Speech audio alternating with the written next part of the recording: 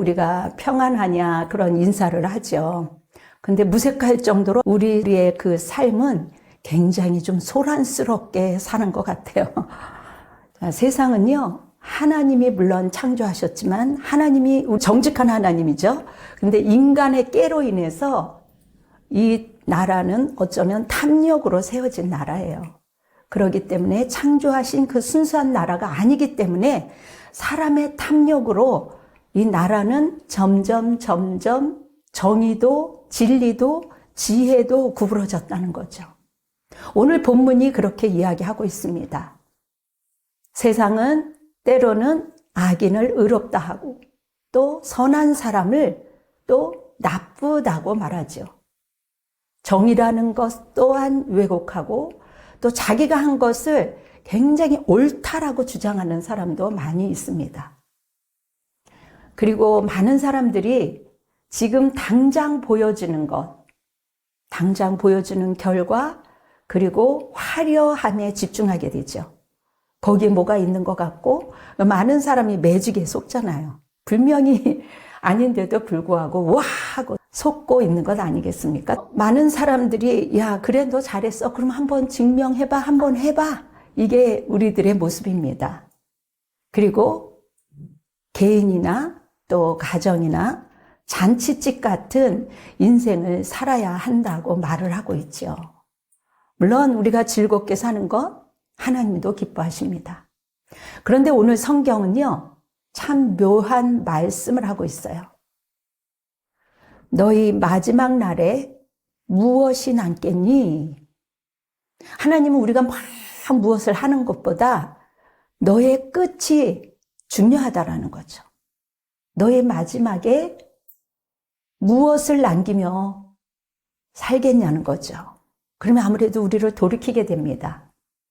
이 말뜻은 영원한 것을 준비하라. 여러분 잔치집에 가면 아무래도 마음이 들뜨잖아요. 그런데 하나님은 초상집의 지혜를 말씀하고 있습니다. 하나님은 왜 이렇게 파격적인 말씀을 하실까요? 초상집에 가면 좀 마음이 좀 차분해지고 겸손해지게 되죠. 잔치집에 가면 나를 순간 잊어버릴 수 있다라는 거죠. 화려한 조명도 있지요. 수많은 화려한 것들이 있지요. 웃음소리도 있지요. 얼마나 또 술 여러 가지 잔치에는 이러한 것들이 있기 때문에 내 인생이 어디로 가는지 모른다는 거죠. 여러분 초상집이라는 것은요 대부분 많은 사람들이 슬픔이 있는 곳이에요. 고난이 있는 곳, 아쉬움이 있는 것, 다시 한번 볼 수 없다라는 그 막막함 때문에 많은 사람들이 애잔해하고 슬퍼하는 장소입니다. 바로 어쩌면 정직한 장소이죠. 그것을 보면서 아 그래 나도 언젠가는 끝이 있지. 그렇다면 나는 지금 그동안 무엇을 위해서 살았는가? 그리고 나는 이 어려운 일들이 정말 해결될까? 나에게도 해방이 올까? 고민이 되는 분들도 많이 있죠. 그런데 그 고통의 그 시간들을 통해서 하나님의 지혜가 거기서부터 시작된다는 겁니다. 오늘 전도서 7장을 통해서 이 소란스러운 세상에서 내 영혼을 살리는 진짜 복음이 무엇인지 우리가 함께 나누고 싶습니다. 우리 영혼을 살려야 내 영혼이 잘된 같이 범사에 잘되기를 우리 주님이 원하시죠. 그렇기 때문에 오늘 전도서 7장 13절, 14절에 보면 하나님이 굳게 하신 것, 억지로 피지 말라는 거죠. 하나님이 때로는 어떠한 사람을 훈련하기 위해서 때로는 딱 구부리게도 하신다는 거겠죠. 우리가 그런데 살다 보면 그런 구부러진 것 때문에 이해 안 되는 일들이 참 많이 있습니다. 하나님 내가 얼마나 열심히 신앙생활을 했는데 왜 이렇게 꼬이죠? 왜 우리 집 경제가 이렇게 구부러졌습니까? 왜 우리 아이가 이렇게 됐습니까? 이렇게 사람들이 구부러진 길을 걸을 때 사람들은 원망하기도 하고 자신을 자책하기도 하고 또 스스로 부끄럽게 여기기도 합니다. 내가 그때 그랬으니까 일이 이렇게 다 꼬였지. 남들은 저만큼, 남들은 이만큼. 근데 나는 왜 이것밖에 안 돼? 라고 과거를 후회하면서 스스로를 부끄럽게 생각합니다. 그리고 많은 사람들이 어려울 때일수록 확실한 답을 찾고 싶어서 강한 편에 서고 싶어서 내가 옳다라는 확신을 붙들고 싶어 합니다. 그래서 어떠한 궁중들이 모이는 곳에요. 그것이 옳은 것 같고 정의로운 것 같고 맞는 것 같지만 그것을 이용하는 사람들이 있다라는 것이죠. 어쨌든 우리는 그 구부러진 그것을 내 힘으로 펴보려고 얼마나 발버둥을 쳐요. 밤잠을 설치지요. 고민하지요. 사람을 막 찾아다니지요. 그러다가 어쩌면 이럴 수가 있냐. 내가 힘들 때 도움도 안 주고 마음이 다 부러진 상태야 그냥. 그러한 가정을 하나님께서 겪게 하시는 거죠. 사람마다 겪는 모습이 다 다르지만 이러한 아픈 가정을 겪으면서 결국은 하나님의 그 얼굴을 구하게 되는 겁니다. 하나님의 음성은 그 구분기를 통해서 너는 자꾸 남의 속도만 바라보지 마. 너의 중심이 지금 어디에 있는지 그걸 물어보시는 거죠. 분명히 하나님은 알고 있어요. 하와와 이브가 정말 죄를 짓고 벌거벗어 숨어 있을 때 우리 주님은 다 알고 있지만 너희들 지금 뭐하냐 물어보고 있습니다. 13절에 보면 하나님께서 굳게 하신 것을 누가 능히 곧게 하겠느냐. 어쩌면 이게 무서운 말 같기도 하지만 사실 어쩌면 엄청난 위로의 말씀이기도 합니다. 왜냐하면 그동안 내 인생의 핸들을 누가 잡았어요?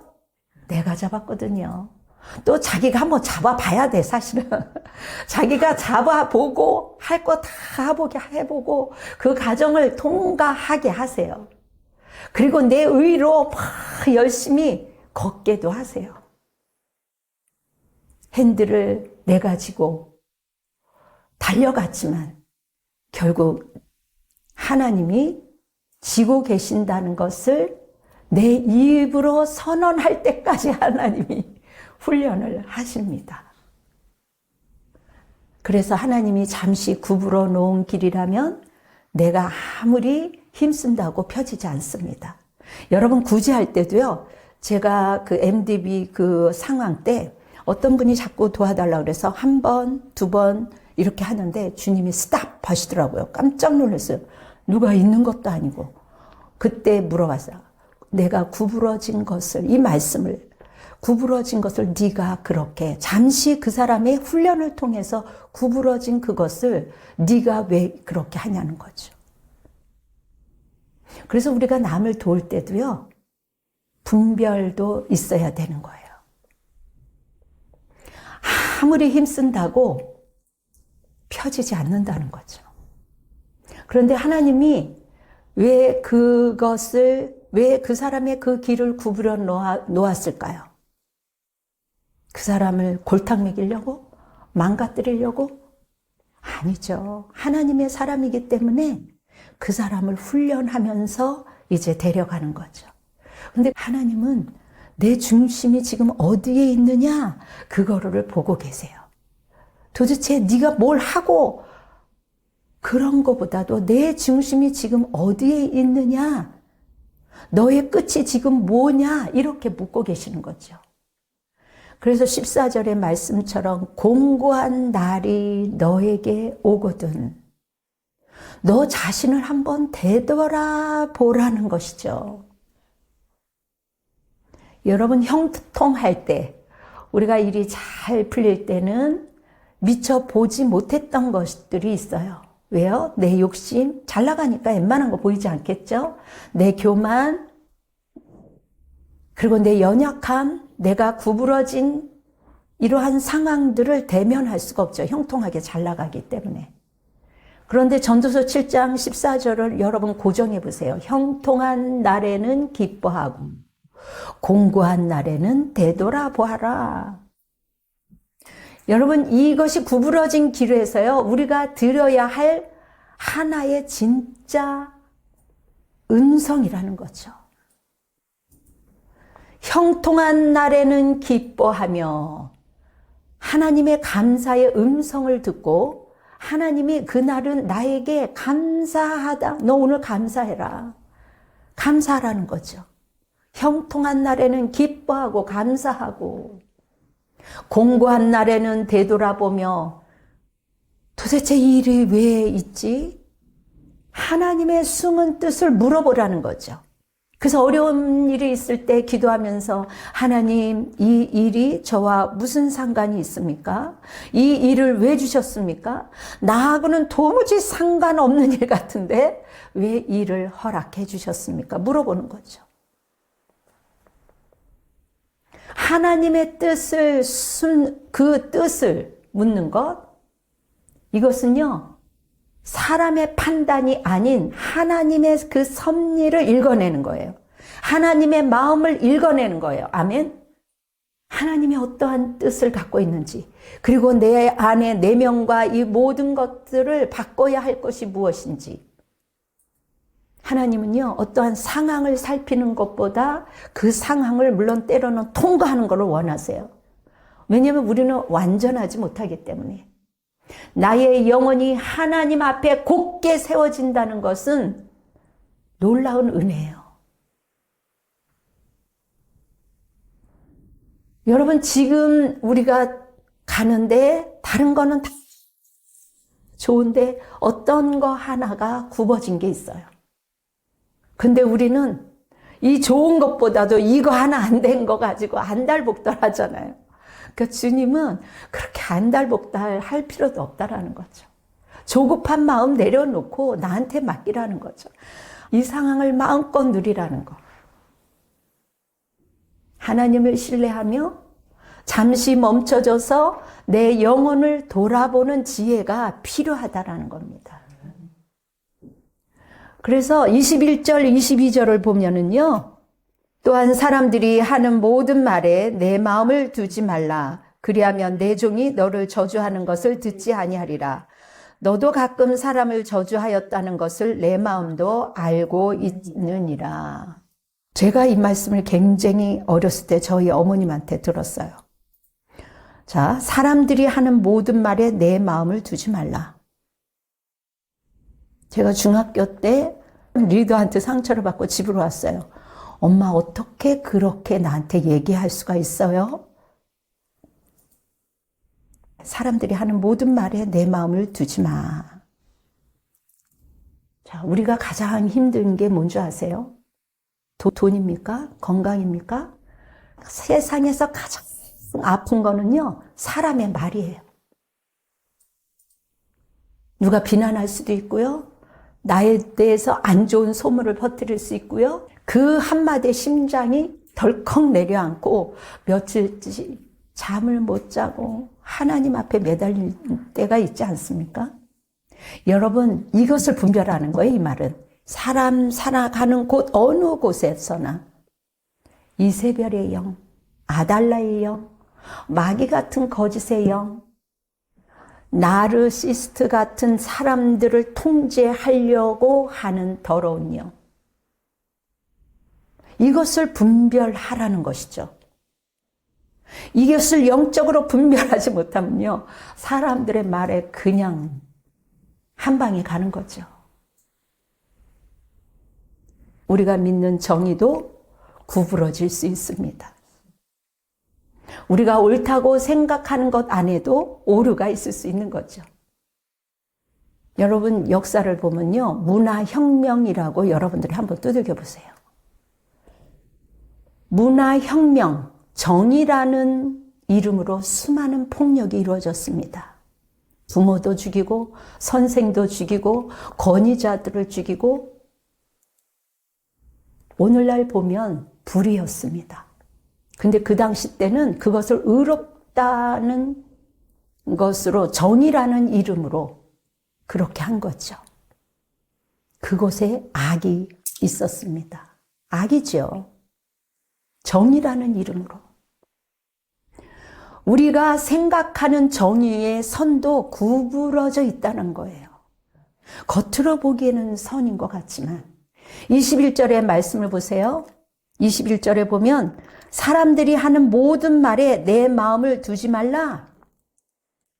여러분, 우리 귀에 안 좋은 말, 불안과 또 두려움, 내 속에서 올라오는 말, 그런 것들이 들려올 때마다 우리가 TV를 보면 채널을 막 바꾸죠. 하나님 채널 얼렁얼렁 바꾸라는 것이요. 이거 훈련이에요. 아, 그래. 내가 지금 지금 머리가 좀 흔들렸네. 하나님 죄송합니다. 나는 지금 하나님 채널로 돌리겠습니다. 그러면서 잠깐 이 사건을 하나님 앞에 올려드려야 되겠죠. 여러분, 사람들은요,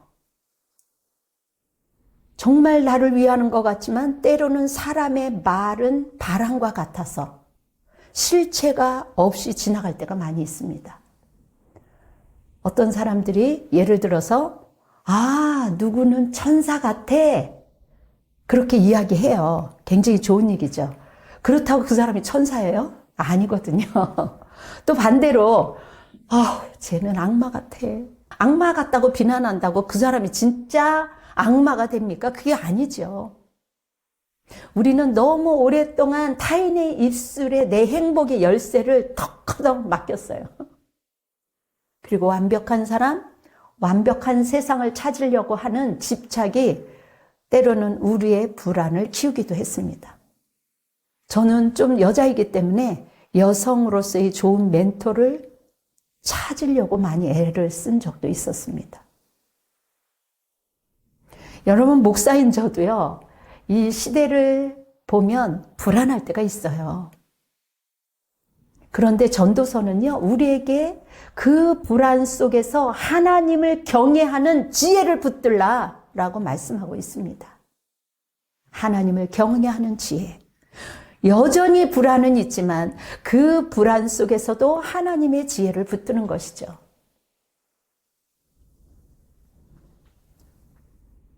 그리스도 안에 있을 때, 내가 죄인이라는 것을 알 때, 그래, 그 사람도 연약한 죄인이지.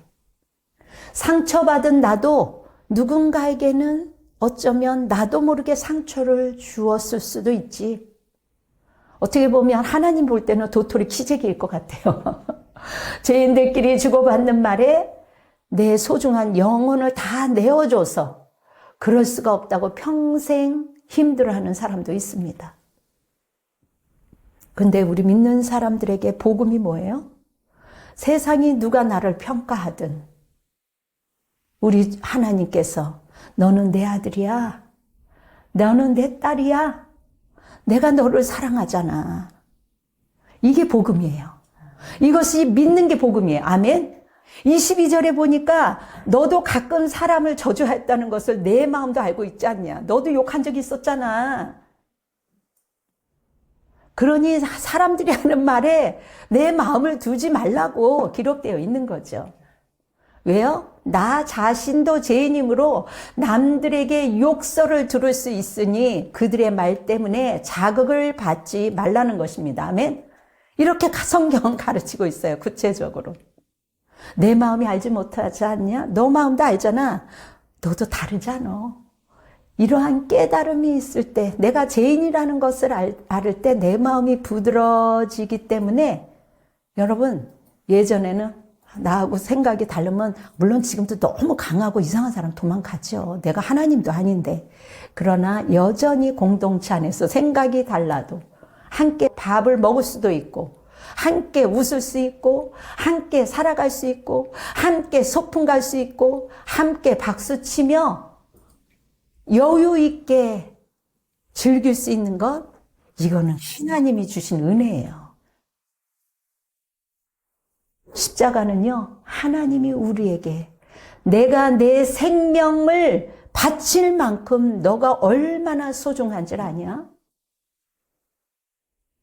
어느 정도 영성이 이제 자라면서 영육간에 키가 자라고 지혜가 자라고 이렇게 깨달을 때 깨닫는 거죠. 그래서 하나님의 음성이 들리기 시작하면 어떤 루트로 하나님이 음성으로 나에게 말을 할까? 주위에 있는 소음들을 자끔 작아지도록 그렇게 유도를 하게 돼요. 하나님을 진심으로 경외하는 사람은 때로는 자기의 죽음을 선언한 사람이에요. 주님이 나를 위해서 죽었고 그 십자가 뒤에서 나도 있었고 나도 주님 안에 이제 내려놓습니다. 세상을 다 이해하지 못해도 하나님을 신뢰합니다. 물론 우리는 여전히 불안한 시대에 살고 있죠. 우리만 그랬을까요?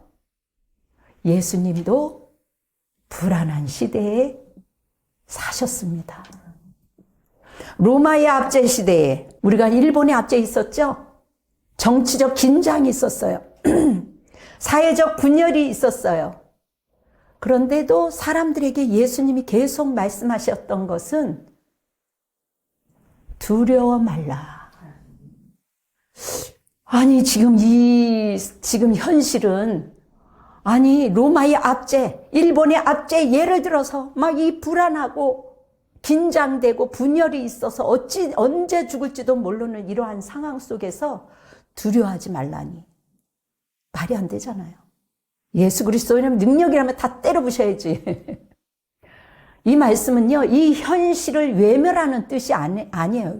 이 현실을 외면하지 말고 너 혼자만 잘 살아, 편안하게 잘 살아, 니네 공동체끼리만 편안하게 잘 살아, 이런 뜻이 아니에요. 흔들리는 마음, 불안한 마음이 여전히 있지만 하나님께 다시 기대라는 거예요. 아멘. 여러분, 하나님 앞에서는 텐더, 사람들 앞에서는 터프해야 돼요. 부드러움과 강인함이 함께 있을 때 성숙한 믿음이에요. 그렇기 때문에 부드러움과 강인함이 있는 사람은 저항할 수 있는 능력이 있습니다. 불안에 끌려가지도 않아요. 현실을 외면하지도 않아요. 그렇다고 우리가 세상을 통제할 수는 없지만 우리의 마음, 우리의 영혼을 하나님께 맡길 수 있는 거예요. 세상을 통제하려는 힘이 아니라 하나님을 신뢰하는 평안. 아멘. 이게 하나님을 경외하는 사람이에요. 하나님을 경외한다는 것은요, 불안 속에서도 여전히 우리 안에 왜 내 안에 불안이 있지, 두려움이 있지, 여전히 불안 속에서도 왜 세상은 불안 세상에서 흘러가니까.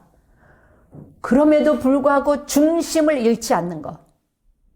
그럼에도 불구하고 끝까지 하나님을 신뢰하는 것. 그것이 하나님의 일을 하는 사람이에요. 하나님이 하셨던 일을 믿는 사람은 나를 믿는 자요, 내 일을 하는 자다라고 말씀하시거든요. 여러분 한번 이렇게 선포하세요. 세상의 말에 내 마음을 두지 않겠다. 하나님 말씀에만 내 마음에 두겠다. 오늘 그 16절, 17절을 보니까요, 지나치게 이러한 말이 계속 나와요. 지나친 의인도, 지나친 악인도 되지 마십시오. 여러분 16절, 18절에 그렇게 말씀이 나옵니다. 지나치게 의인이 되지 말라고 해요. 이게 무슨 뜻일까요? 어떤 사람은 나 틀린 적 없어, 나는 늘 옳아. 자기 의를 경계하라는 거예요. 자기 의를 계속 내세우는 사람이 있습니다. 자기가 의롭다고 믿는 사람은요, 늘 분노가 그 안에 있어요. 아, 저것들이 왜 저러는 거야? 나는 이렇게 하는데 저 사람들은 왜 저러고 있는 거야? 나는 이렇게 기도하고 땀 벌리며 헌신하고 있고 이렇게 애쓰는데 왜 이런 시련이 있는 거야? 그런 사람들한테는요, 하나님의 은혜가 들어갈 틈이 없어요. 진짜 복음은요, 자신이 얼마나 큰 죄인인지, 내가 아무것도 아니라는 존재인지, 내가 큰 죄인이라는 것을 아는 사람. 아멘. 내가 죄인인 걸 아니까 나를 비난하는 사람도 그냥 국률이 여길 수 있는 거예요. 여러분 18절의 말씀처럼 너는 이것도 잡으며 저것에도 내 손을 놓지 아니하는 것이 좋으니 하나님을 경외하는 자는 이 모든 일에서 벗어날지니라. 여러분 모든 극단에서 벗어나라는 거죠. 내 의로움도 내 자랑도 내 연약함도 그것 또한 절망하지 말라는 거죠. 자랑하지도 말고 절망하지도 말고 하나님이 주신 오늘의 우리의 분깃을 정말 은혜의 바다에서 누리라는 거예요. 지금 나중엔 누려야지. 그게 아니죠. 너는 지금 무엇을 붙잡고 사느냐. 내 길을 억지로 피지 말라. 여러분 8절에 보니까 일의 끝이 시작보다 낫고 참는 마음이 교만함보다 나으니 하나님은 일의 끝이 시작보다 낫다라고 하셨습니다. 오늘 모두는 연약한 자요, 죄로 물든 자이기 때문에 내가 틀릴 수도 있고 내가 옳다고 믿는 게 아닐 수도 있죠. 그렇기 때문에 우리는 늘 현실을 외면하지도 말고 불안에 끌려가지도 말고 tender earth touch, 부드러움과 강인함으로 저항할 수 있는 능력을 키워서 하나님의 음성에 즉각 순종하는 자로 그것만이 자유와 신앙을 지킬 수 있는 거예요. 하나님이 우리들의 그 인생의 구부러진 길들을 통해서 우리 믿는 자들에게 모난 부분을 깎으시고 아름다운 선한 길로 인도해 주시기를 원하시는 거죠. 그렇기 때문에 지금 사람들이 하는 말에 마음 두지 마시고 그렇다고 내 의로움에 취하지도 마시고 나를 위해 십자가에 돌아가신 그리스도의 사랑 앞에 마음의 닷을 내리라는 것이죠. 아멘. 오늘 여러분들이 정말 돌아가는 발걸음 위에 세상이 줄 수 없는 하나님의 그 평강이 여러분 가운데 가득하기를 주님의 이름으로 축원합니다. 아멘. 다 같이 기도하겠습니다. 사랑이 많으신 아버지, 우리는 연약하기 때문에 우리도 모르는 사이에 사람의 말에 귀 기울일 때가 너무나도 많이 있었습니다. 그리고 우리도 모르는 사이에 그 마음의 상처로 그 마음이 부러질 때도 있었습니다. 이제는 아버지 하나님, 하나님 안에서 부드럽고 사람들 앞에서도 강인함으로 하나님, 우리가 정말 저항할 수 있는 능력도 허락하여 주시고 살아갈 수 있는 힘을 길러갈 수 있도록 주님 도와주시옵소서. 우리 주님께서 주신 자유와 우리 주님께서 주신 그 신앙을 우리가 잘 지킬 수 있도록 현실을 외면하지 않도록 주님 도와주시옵소서. 하나님, 기도와 말씀으로 승리하게 도와주시옵시고 우리가 각자 서 있는 그 자리에서 분별함으로 우리의 몫을 잘 감당하며 나아갈 수 있는 우리 모두가 되기를 원합니다. 한 주간도 하나님 이 좋은 날들 속에 우리가 감사하며 즐거워하며 기뻐하며 살아갈 수 있는 우리 모두가 되게 도와주시고 우리 대한민국을 하나님께서 긍휼히 여겨 주셔서 이 상황 가운데 저희 국민들이 분별할 수 있는 능력을 갖게 하시며 겸손함으로 우리의 자유와 우리의 아버지 신앙을 지킬 수 있는 그러한 은혜를 우리들에게 모두에게 허락하여 주시옵소서.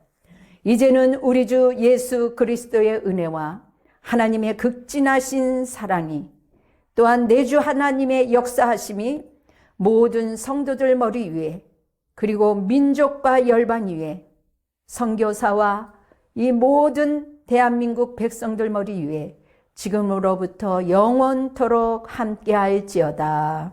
아멘. 주님께 영광의 박수를 올려드리겠습니다.